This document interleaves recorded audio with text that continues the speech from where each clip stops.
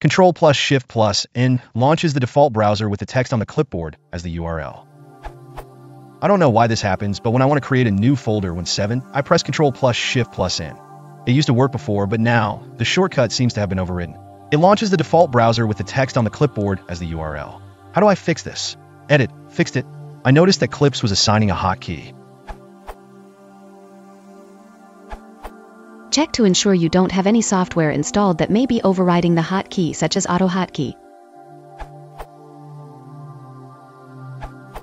Use Active Hotkeys application, which will show you the current active hotkeys.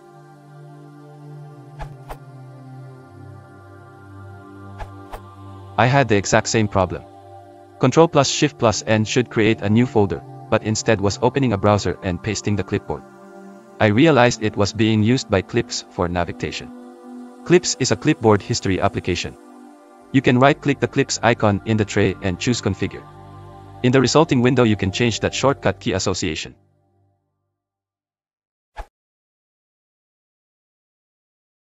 If you want to support the channel, please consider liking and subscribing.